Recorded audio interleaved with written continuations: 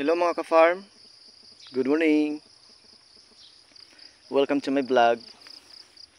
So ang gagawin natin mga ka-farm is pumunta tayo doon sa aking isang palayan na kung saan yung nakatanim na variety is 480. Alam nyo ba yung 480 ay isa sa pinakamalambot na bigas.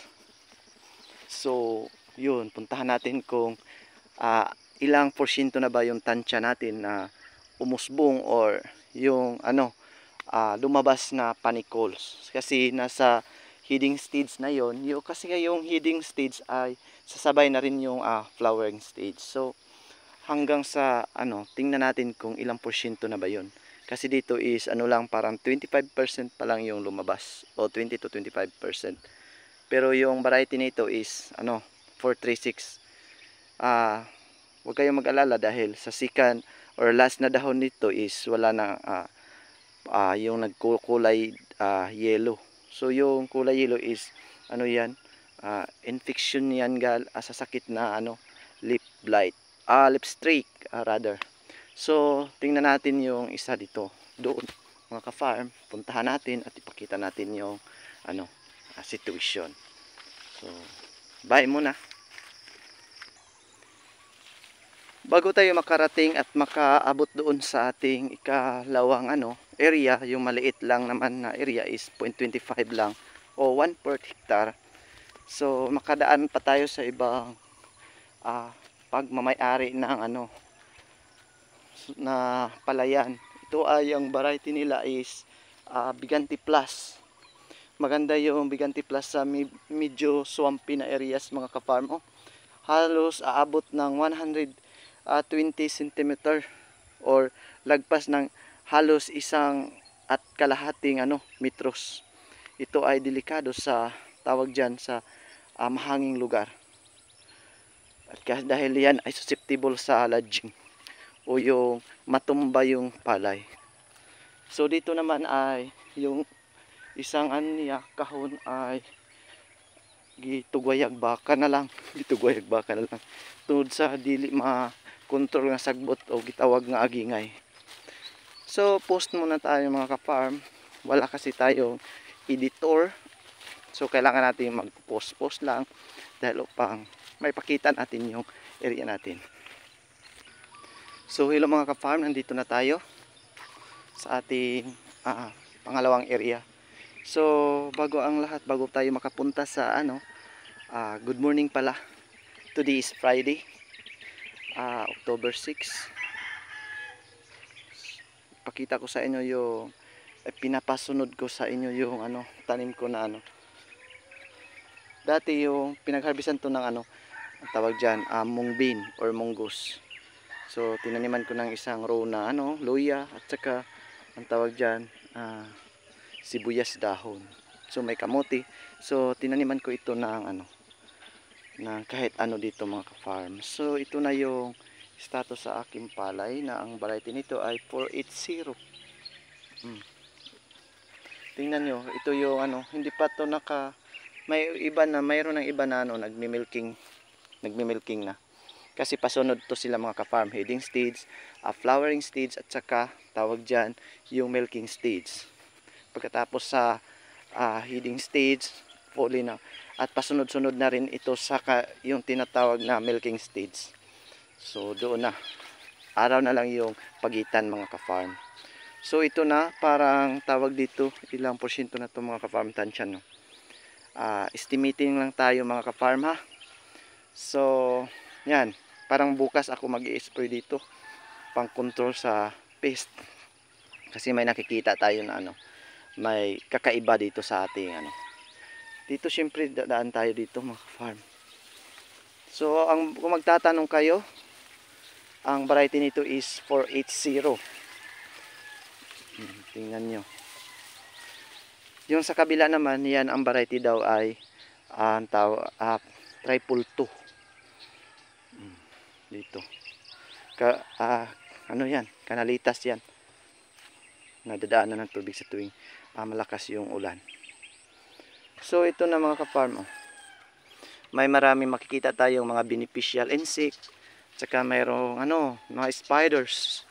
So ito yung ano, makikita nyo na ganyan ang panicole at sa panicole na lumalabas sa ating 480.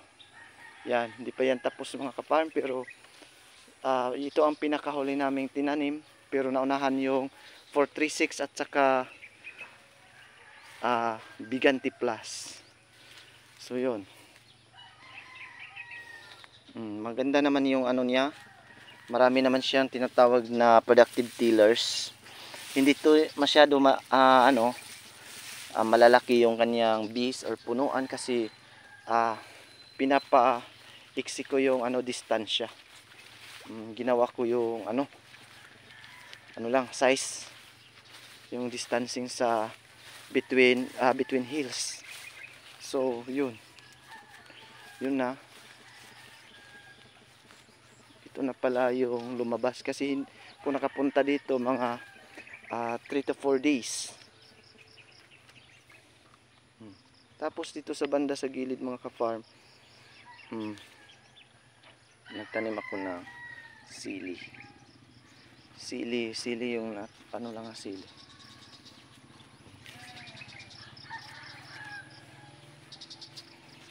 Ito na.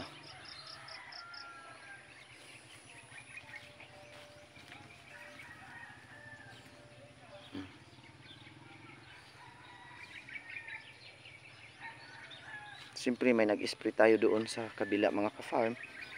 Punta tayo doon sa may sari-sari store. Kukuha tayo ng pangkape.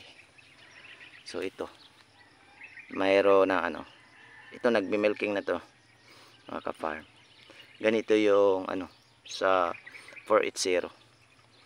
Mas okay naman yung kanyang tawag na panicole.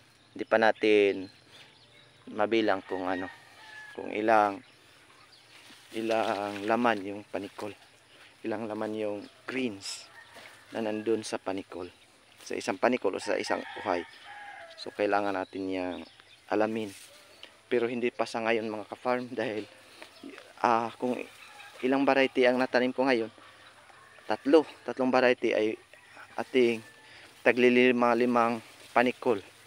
Kukuha tayo ng malulusog na panicole or uhay at i-compare natin yung tatlong variety, yung 436,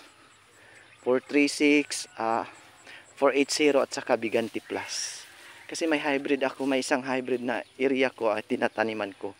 So kailangan natin upang sa susunod na mga ka-farm, yan sa akin pa yan mga ka-farm, nakaliko pa doon. So ito, maganda pala itong 436 sa medyo abunda sa tubig. Nung nakarang araw ay na ako dito, nagtanggal na ako ng tawag diyan, kanalitas. Drainage, naglagay na ako ng drainage dito mga ka-farm. 'Di ba? Kasi gusto ko na itong area ko na hindi talaga mababaon itong tawag diyan na hapit na. Ay mananagi video ha. Oh. Hapit na daw. Nindot daw atong humay. Yung sila nindot daw atong humay. So mao ni siya karon ang sitwasyon. Kini mga ka-farm. Mao ni siya kahabuga. Diba? Nindot pa ya. Sa una, nung nakaraang 2 linggo, yung marami talagang ganitong nasakit, lipstreak ito mga ka-farm. Pero yung pinakalas na dahon ay hindi naman siya infected sa lipstreak. So siyempre may ilang porsyento na bababa din sa ating yield kung hindi natin maagapan or tawag dyan, makontrol tong tinatawag na lipstreak. Pero yung kadalasan talaga makokontrol natin yung lipstreak kung siyempre una sa lahat ay kailangan nating mag-spray ng bactericide upang makontrol sila at hindi nadadami at hindi na ma-transfer sa ibang dahon yung leaf streak. Kasi kadalasan ito ang klase na variety, yung 480 leaf streak or tawag dyan, kung hindi bacteria, fungus naman ang aatake. So kung fungus ang aatake, kailangan ng patubig. Pero kung bacteria, kailangan na tanggalan natin ang tubig, mga ka-farm. Dahil yun lang. Kaya dapat kailangan maging alerto rin ang mga farmer, mga ka-farm.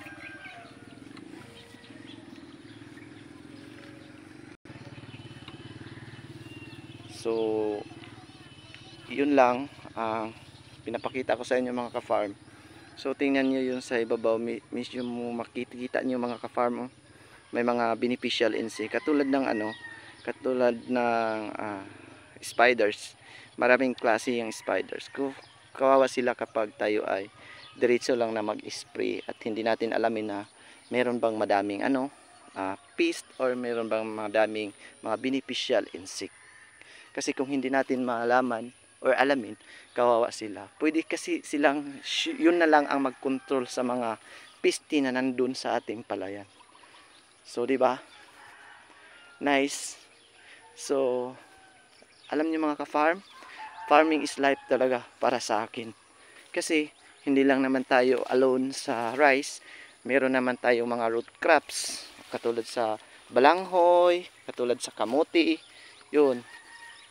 At saka parang maging sustainable ang ating production, mga ka-farm. Hindi lang tayo isang area lang sa kamote, kahit mayroon mang maliit na bahagi. At saka mayroon din nakasunod, mga ka-farm, para maging sustainable ang ating production. So di ba, maganda yung buhay kapag tayo naman ay magsipag dito sa bukid. Dalawang option lang naman to para mabuhay dito sa mundong ito, mga ka-farm. Maging masipag at hindi maging masipag. Yun lang. Kasi alam niyo, mga ka-farm, para sa akin talaga is, paulit-ulit ko sinasabi, farming is life talaga, dahil ito ang source sa atin. Kahit anong ahensya ay kakain pa din sa agriculture po. Kasi ang agriculture ay isang backbone. O di ba? Backbone to industry. Di ba? Yan. At saka gawin nyo na lang na parang maganda tingnan yung farm nyo. Patulad dito, kahit saan meron talagang lemongrass or tanglad, saka may gabi sa kilid. Yan. Parang lahat ay experiment kapag tayo ay nag-engage sa farming. Yan. Dito meron ng tumubo na ganyan. Yan. Parang DIY pa rin. Yun.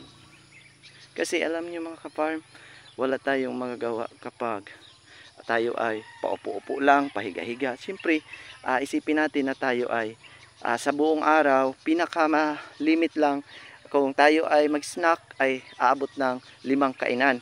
Pero kung walang pang-snack talaga, ay nako, aabot lang ng 3. Regular na yun, 3 kainan lang. Pero kung hindi tayo magsipag, nako, anong kakainin mo? So hindi tayo kakain. Kasi yung mindset ko, mga ka-farm, is hindi ako kakain hanggang wala akong magawa sa araw. Yes, yun. Totoo yun, mga ka-farm. Kaya yun, maniwala na kayo sa akin. So that's all, mga ka-farm. Thank you so much for watching. Happy weekend.